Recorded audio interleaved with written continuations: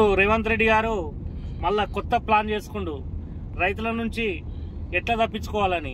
ఇంతమందికేమో రైతులందరికీ రుణమాఫీ చేసిన అందరికి అయిపోయింది అని హరీష్ రావు గారిని ఎప్పుడు రాజీనామా చేస్తామని చెప్పిండు. ఇప్పుడేమో మళ్ళా మాట తప్పి రైతులతోటి మాట తప్పి మళ్ళీ ఇప్పుడు సిగ్గు లేకుండా ఇప్పుడు అందరికి రుణమాఫీ కాలేదు. కొత్త ఇప్పుడు కేసీఆర్ పెట్టిన ధరను తీసేసి భూమాత పోస్టులు పెడితేనే మాకు లెక్క దొరుకుతుంది, అప్పుడు మాత్రం 100% మేము రుణమాఫీ చేయగలుగుతామని చెప్తున్నాడు. సిగ్గుండాలి, అప్పుడే చెప్పాలి కదా. అప్పుడే పోస్టులు మార్చి మళ్ళీ నీ పోస్టులతోటే నువ్వు రుణమాఫీ చేసేది ఉంటుంది.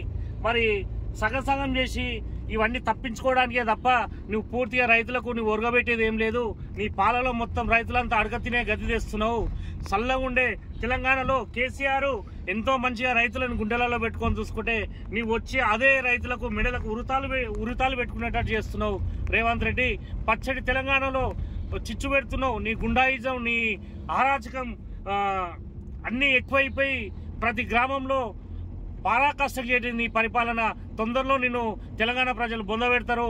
నువ్వు ఇప్పటికైనా బుద్ధి తెచ్చుకొని రైతులకు ఇస్తానన్న రుణమాఫీ 100% చెయ్యి. అదే రైతు బంధు, రైతు భరోసా, కళ్యాణ లక్ష్మి, తులం బంగారం అన్నావు, అది జాడలేదు. రైతు కూలీలకు 12,000 అన్నావు, అది జాడలేదు. ప్రతి మహిళకి 2,500 ఇస్తున్నావు, అది లేదు. ప్రతి పేద విద్యార్థికి చదువుకోవడానికి 5 లక్షల భరోసా కార్డు ఇస్తున్నావు, అది లేదు. ప్రతి మండలానికి ఇంటర్నేషనల్ స్కూల్ కట్టిస్తానన్నావు, అది లేదు. ఏది లేకుండా జనాలకు ఒక పిచ్చోళ్ళు లేక పొద్దున్న లేస్తే కేసీఆర్ ని తలవ నీకు నిద్ర పడతలేదు. కేసీఆర్ అంటే భయం చుట్టుకుంది, నీకు ఉత్సవడుతుంది.